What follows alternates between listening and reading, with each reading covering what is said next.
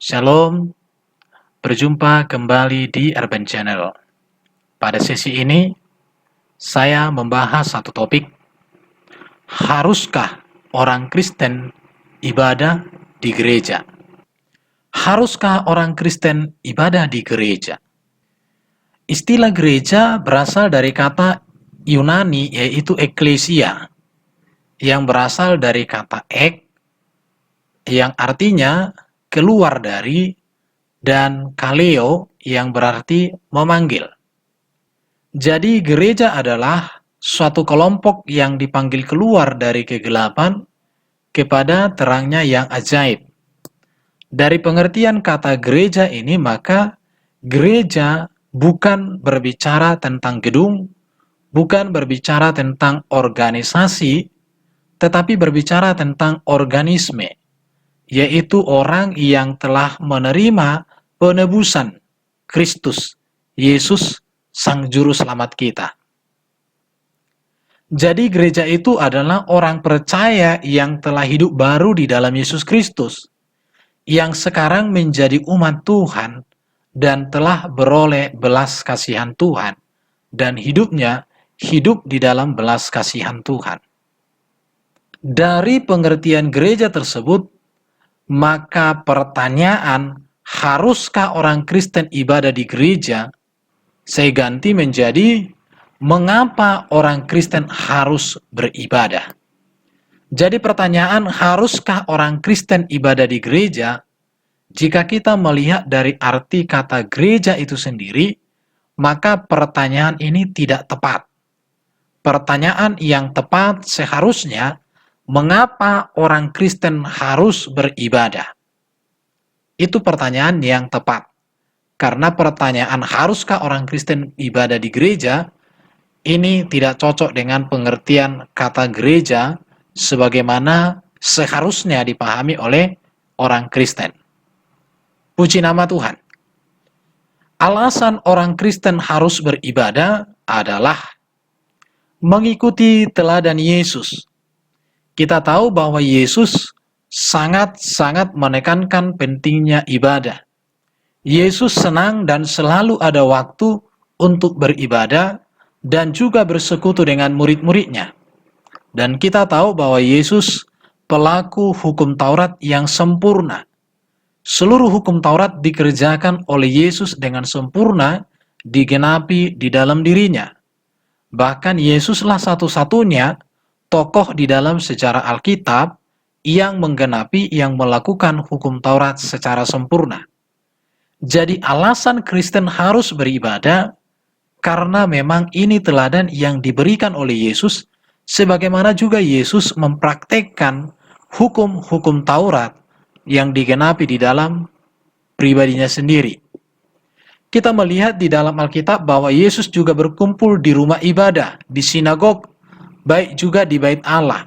Dan itu dilakukan untuk beribadah, untuk mengajar, untuk memberitakan Injil Kerajaan Surga yang disertai dengan tanda-tanda mujizat yang begitu banyak, begitu ajaib, begitu mengherankan. Yesus melakukan hal itu. Maka dari sini kita melihat mengapa di dalam ibadah orang Kristen terjadi hal-hal yang menakjubkan. Karena memang sudah demikian sejak zaman Yesus. Jadi Yesus sering berkumpul juga dengan murid-muridnya di Taman Getsemani. Silakan Bapak Ibu baca ayat-ayat yang saya tuliskan.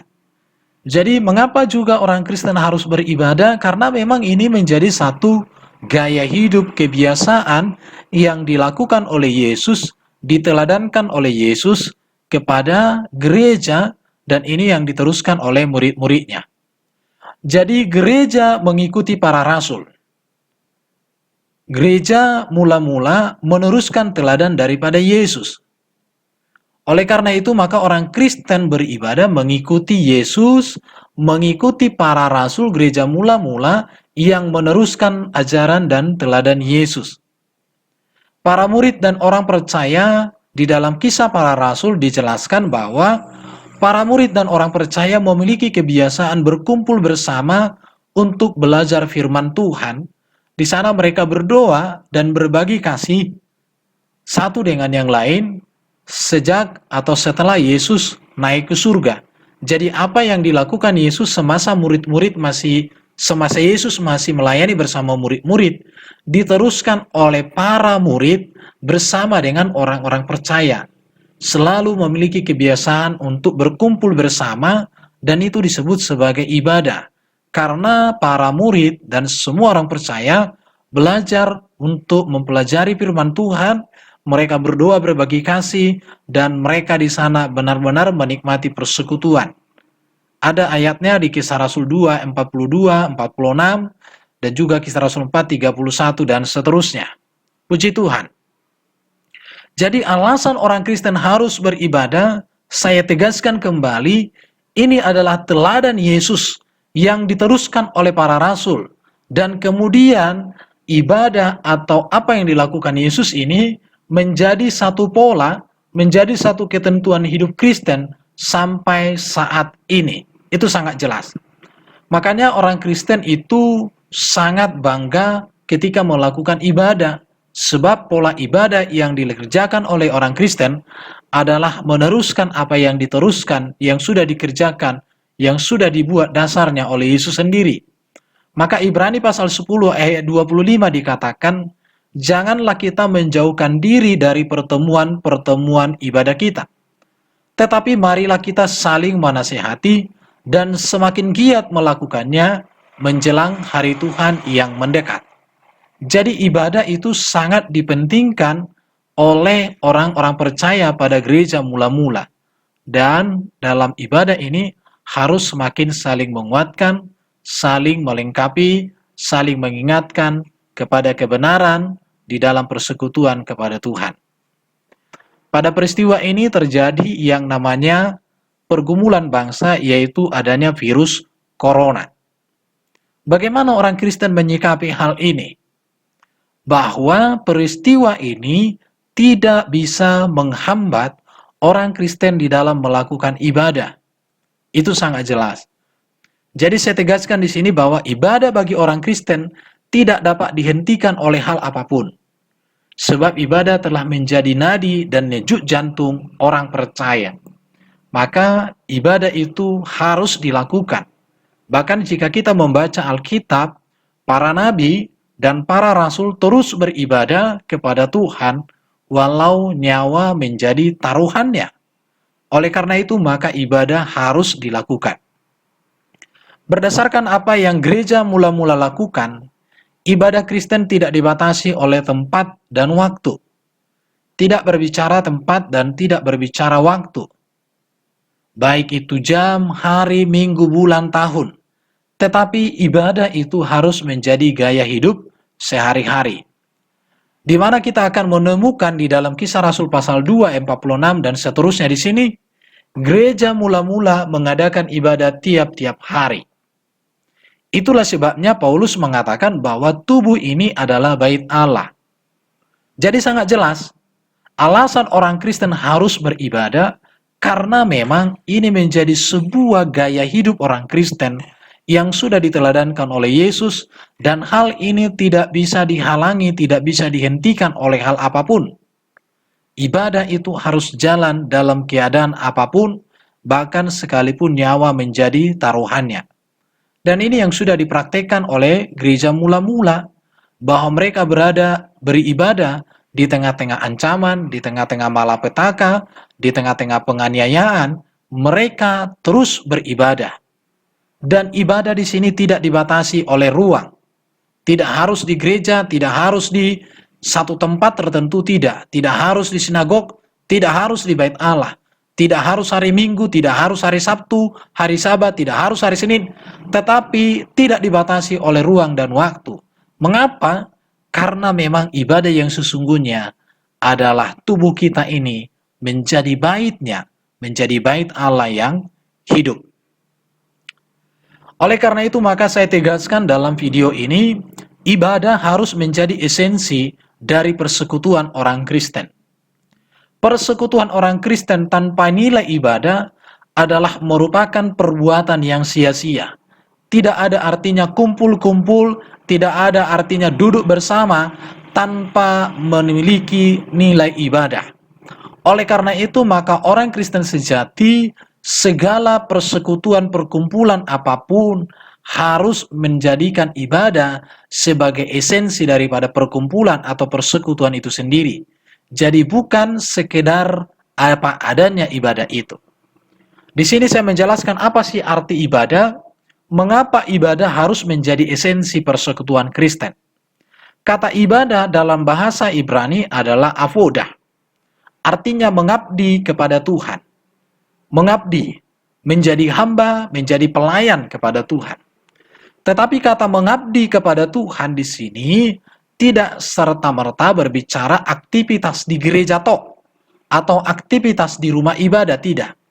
Tetapi mengabdi kepada Tuhan bisa dalam bentuk bekerja. Maka bekerja itu merupakan ibadah kepada Tuhan. Tetapi ibadah juga di sini apoda bisa dalam pengertian mempersembahkan kurban di bait Allah. Juga bisa dalam bentuk penyembahan doa dan juga dalam mazmur puji-pujian kepada Tuhan Allah. Atau ibadah ini juga bisa diartikan belajar firman Tuhan serta melakukannya dalam tiap-tiap hari kehidupan kita ini. Oleh karena itu, maka ibadah itu jangan dipersempit, artinya bahwa ibadah itu adalah aktivitas yang dilakukan sekali dalam satu minggu. Tetapi ibadah yang diajarkan oleh Alkitab adalah seluruh aktivitas harus menjadi sebuah ibadah, harus menjadi sebuah pengabdian, harus menjadi sebuah pelayanan, harus sebagai sebuah pernyataan cinta kita kepada Tuhan. Oleh karena itu, maka ibadah harus menjadi esensi dari persekutuan orang Kristen. Dimanapun, kapanpun, di tempat apapun, ibadah harus menjadi esensi dari persekutuan. Jika tidak, maka itu perbuatan yang sia-sia dan tidak ada nilainya di hadapan Tuhan. Maka ibadah ini merupakan hal penting, merupakan hal yang sangat mendasar. Mengapa demikian? Karena di dalam ibadah ada janji yang Allah sediakan untuk hidup masa kini dan hidup yang akan datang. Silakan kita baca 1 Timotius 4 ayat 8. Jadi di dalam ibadah, orang percaya mempelajari kebenaran-kebenaran Tuhan, baik itu yang tertulis di dalam Alkitab dan juga tradisi lisan gereja atau sejarah gereja. Pelayanan atau ibadah orang Kristen seharusnya juga harus mempelajari tradisi lisan gereja, bukan hanya yang tertulis di dalam Alkitab. Yang tertulis di dalam Alkitab itu satu keharusan, tetapi juga harus mempelajari tradisi lisan gereja yang di dalamnya banyak sejarah-sejarah yang memiliki makna yang sangat luar biasa, bahkan memperteguh, bahkan membantu kita untuk memahami kebenaran Alkitab. Di dalam ibadah orang percaya saling berbagi kasih dengan sesama. Di dalam ibadah ada di sana bergembira bersama dalam memuji Tuhan dan menyembah Tuhan di dalam roh dan kebenaran.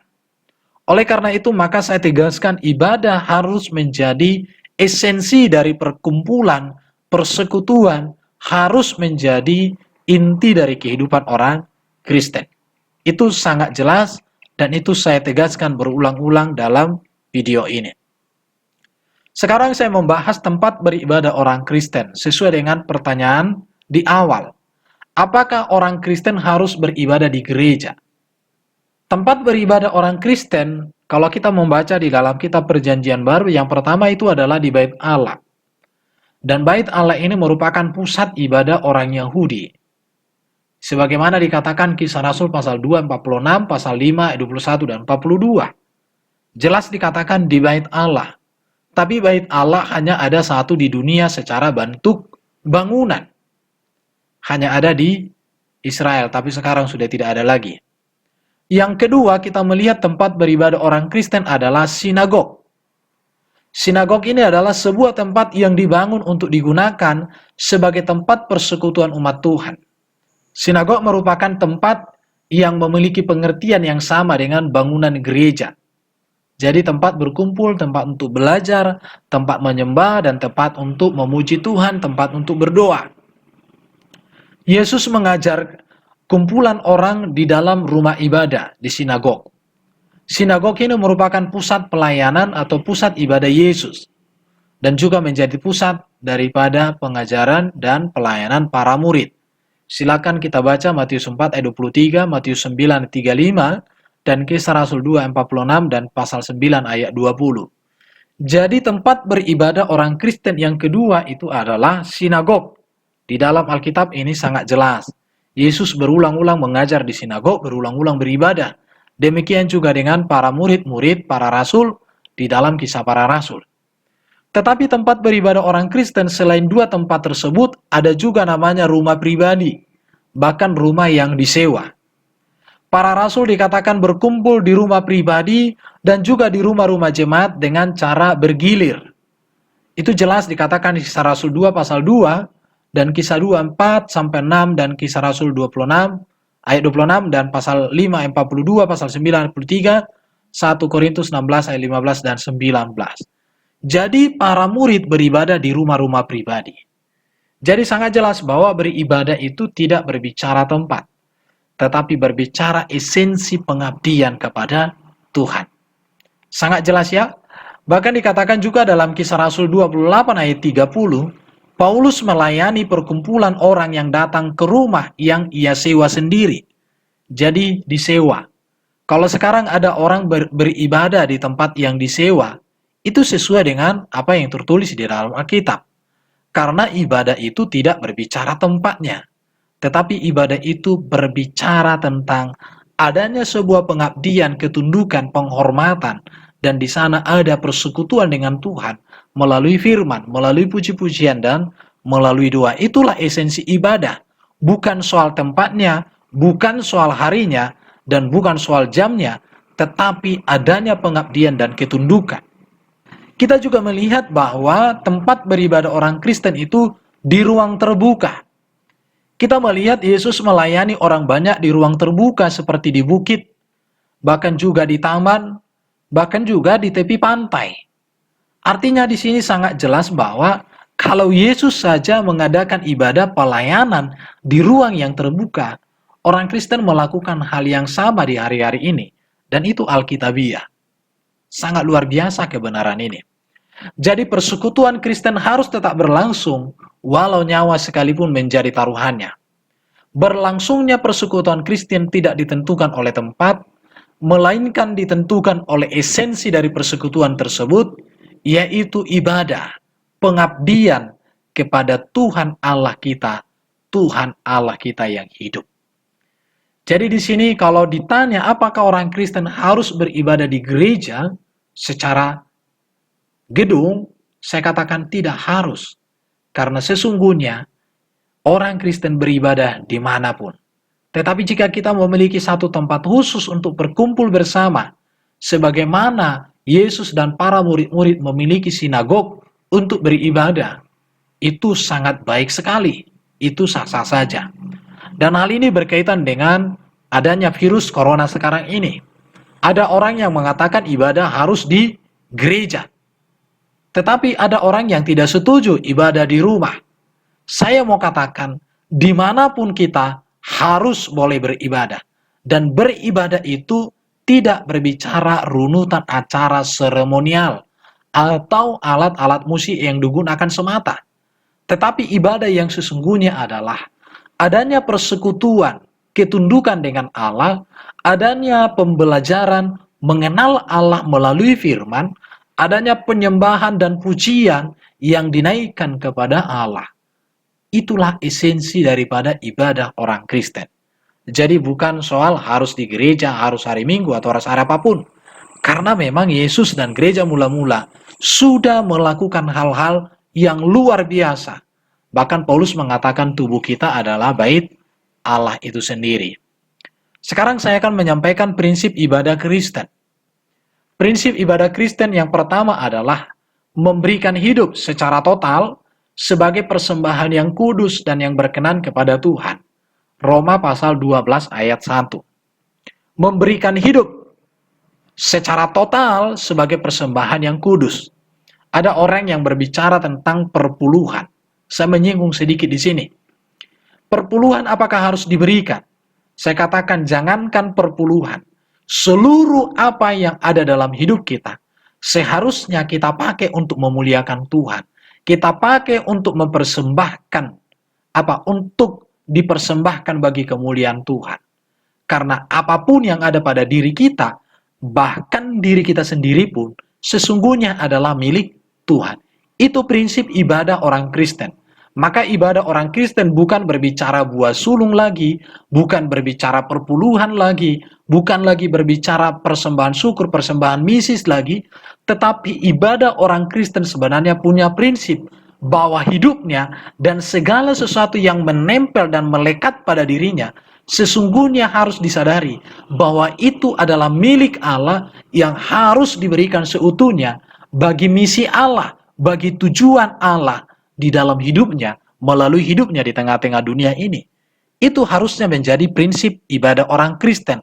Maka kita tidak terpaku kepada hitungan 1/10, buah sulung, persembahan ini dan itu bukan. Tetapi seluruh hidup kita total haruslah diberikan, haruslah dipersembahkan kepada Tuhan. Itu prinsip ibadah orang Kristen. Jadi orang yang beribadah harus menjadikan Tuhan Allah sebagai pusat kehidupannya. Tidak lagi dirinya, tidak lagi visinya, tidak lagi keluarganya. Tetapi menjadi pusatnya adalah Allah itu sendiri. Jadi apapun yang dilakukannya untuk kemuliaan Allah. Tentu, jika Kristen memiliki prinsip ibadah yang demikian, maka dialah Kristen yang sejati, dialah Kristen yang sesungguhnya. Bukan lagi Kristen yang dibatasi oleh persepuluhan, oleh persembahan syukur, tidak dibatasi oleh hari dan jam-jam tertentu. Sangat kecil sekali jika masih demikian kita memahaminya. Yang kedua, prinsip ibadah Kristen itu adalah telah mengalami pendamaian dengan Tuhan Allah melalui pengorbanan Kristus. Artinya hidupnya sudah menjadi seorang yang merdeka. Hidupnya sudah menjadi seorang ahli waris kerajaan Allah. Seorang yang sudah merdeka dari dosa, seorang yang sudah memiliki kepastian keselamatan, seseorang yang sudah mengalami pengubahan hidup oleh karena karya Kristus yang sudah mengubah kehidupannya. Ini prinsip ibadah orang Kristen. Maka orang yang beribadah itu harus orang yang diubah. Orang yang sudah berdamai. Tidak terikat lagi dengan dosa-dosa dan masa lalu yang mendukakan hati Tuhan. Itu prinsip ibadah. Jika orang beribadah belum mencapai kepada hal yang demikian, maka dia memiliki ibadah yang tidak berkenan kepada Tuhan atau ibadah hanya lahiriah. Jadi orang yang telah mengalami pendamaian dengan Tuhan Allah, maka tentu juga akan nyata dalam realita hidupnya terhadap sesama.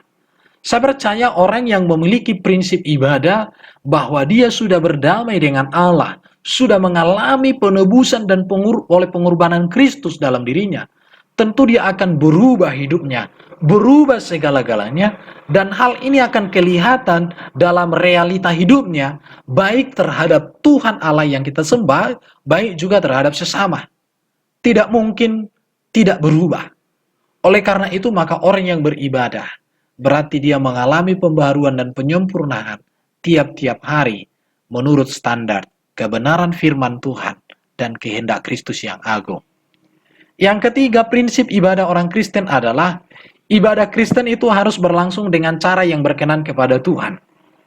Cara yang berkenan kepada Tuhan ini tentu berbicara hormat dan takut kepada Tuhan.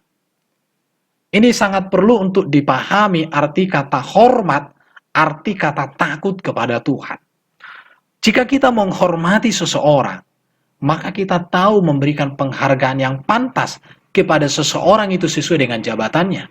Jika kita takut kepada seseorang, maka kita tahu bagaimana kita mempersiapkan diri supaya berkenan kepada pribadi tersebut. Jadi sikap hormat dan takut kepada Allah di sini menyangkut tentang sikap jasmani, baik secara lahiriah dan juga sikap rohani secara batin. Dan dua hal ini harus berjalan seimbang. Kita tidak boleh menekankan hanya rohani sehingga kita melupakan sikap yang lahiriah. Kita tidak boleh melupakan salah satu di antara dua sikap ini. Harus menjadi satu kesatuan. Jika kita berbicara tentang prinsip ibadah Kristen dengan mengacu kepada apa yang terjadi dalam kitab Taurat. Di dalam kitab Taurat, ibadah di dalam kitab Taurat sangat ketat. Segala sesuatu diatur sedemikian rupa, baik itu tentang pakaian imam, bahkan pakaian imam besar itu diatur. Bahkan juga kurban-kurban persembahan yang harus dipersembahkan itu semua diatur. Siapa yang harus melayani di bagian A, B, dan C diatur. Bagaimana sikap para pelayan-pelayan dalam mempersembahkan, dalam menghadap Tuhan juga diatur semuanya. Oleh karena itu maka beribadah, prinsip ibadah itu adalah keteraturan. Berjalan pada rule yang berkenan kepada Tuhan. Di sini saya akan menyinggung ada banyak para pelayan-pelayan tidak mencerminkan rasa hormat dan takut kepada Tuhan dengan cara seperti lahiriah, berpakaian yang minim, berpakaian yang seksi. Itu menurut saya tidak etis untuk dilakukan. Di dalam kitab Taurat sangat jelas bahwa seorang yang melayani tidak boleh menunjukkan aurat. Bahkan dalam satu peristiwa pernah terjadi ketika dia mempersembahkan kurban, auratnya kehilangan, dia disambar oleh api dan dia mati. Oleh karena itu maka ibadah Kristen itu prinsipnya adalah hormat kepada Tuhan, takut kepada Tuhan, adanya sikap tunduk, adanya sikap pengabdian, adanya sikap menghargai kemuliaan dan kekudusan Tuhan. Itu satu prinsip di dalam ibadah yang harus dipegang teguh oleh orang Kristen. Puji nama Tuhan. Sekarang saya akan berbicara tentang dampak dari ibadah Kristen. Dampak dari ibadah yang benar tentu akan berdampak kepada diri sendiri, kepada orang lain, dan secara khusus kepada mereka yang belum terjangkau oleh kebenaran. Yang pertama saya katakan dampak dari ibadah Kristen itu adalah menumbuhkan gairah untuk mengenal dan mengalami kasih Tuhan Allah yang mengubahkan hidupnya. Orang yang beribadah pasti ada gairah untuk mengenal dan mengalami kasih Tuhan. Dan di dalam pengenalan kepada Tuhan, di sanalah dia akan mendapatkan pengubahan. Ketika kita mampu mengerti hati Tuhan dan melakukan kehendak Tuhan, saat itulah kita mengalami perubahan hidup itu. Maka dikatakan oleh Yohanes dalam 3 Yohanes 1 ayat 3-4, tidak ada sukacita yang lebih besar daripada mendengarkan bahwa anak-anakku hidup dalam kebenaran. Jadi dampak dari ibadah Kristen yang sejati, hiduplah di dalam kebenaran itu sendiri. Dan inilah sukacita dari ibadah, sukacita orang Kristen, sukacita daripada ibadah itu sendiri. Jika kita melakukan ibadah tapi tidak berdampak kepada kehidupan, tidak mengarahkan kita kepada hidup dalam kebenaran, berarti kita sedang beribadah yang salah. Dan itu bukan ibadah yang berkenan kepada Tuhan, tetapi ibadah yang menyenangkan hati sendiri, bahkan menyenangkan iblis. Itu yang pertama. Yang kedua, dampak dari ibadah Kristen itu adalah menjadi kesukaan bagi semua orang, secara khusus mereka yang belum percaya kepada Tuhan. Ibadah Kristen ini artinya harus menjadi kesukaan bagi semua orang, artinya orang Kristen harus memberikan dirinya menjadi garam dan terang dunia, dirasakan, dilihat, untuk mendatangkan kenikmatan bagi orang lain. Jika kita melakukan ibadah menjadi batu sandungan kehidupan kita, menjadi batu sandungan perbuatan kita, maka kita sesungguhnya beribadah hanya di bibir, tapi tidak menyentuh jiwa dan hati kita. Dampak dari ibadah orang Kristen itu harus menjadi kesukaan bagi semua orang, karena hidup kita nyata di dalam ketundukan kepada otoritas, kuasa, kasih daripada Tuhan Allah kita. Yang ketiga, dampak daripada ibadah Kristen adalah menarik para petobat baru untuk dimuridkan. Kehidupan ibadah Kristen harus memiliki daya tarik. Daya tariknya apa? Daya tarik untuk menarik orang lain kepada kebenaran yang menyelamatkan, yaitu di dalam Yesus Kristus itu sendiri. Inilah dampak ibadah. Jika kita belajar dari kehidupan gereja mula-mula, di dalam ibadah itulah menarik jiwa-jiwa berdatangan untuk mengenal Tuhan. Karena di dalam ibadah itu benar-benar kemuliaan dan kebenaran Tuhan hadir. Dan itu dilihat orang dan mereka kagum dengan ibadah daripada para rasul dan gereja mula-mula. Oleh karena itu, dampak dari ibadah orang Kristen adalah menarik para petobat baru untuk dimuridkan, bukan mengusir orang dari persekutuan. Inilah kebenaran yang harus kita pegang teguh, yang harus kita imani sebagai seorang Kristen. Jadi, pertanyaan yang tadi saya akan jawab, apakah orang Kristen harus beribadah di gereja? Saya mau mengatakan, orang Kristen tidak harus ibadah di gereja, melainkan orang Kristen harus menjadi gereja yang sesungguhnya. Orang Kristen tidak harus ibadah di gereja, melainkan orang Kristen harus menjadi gereja yang sesungguhnya.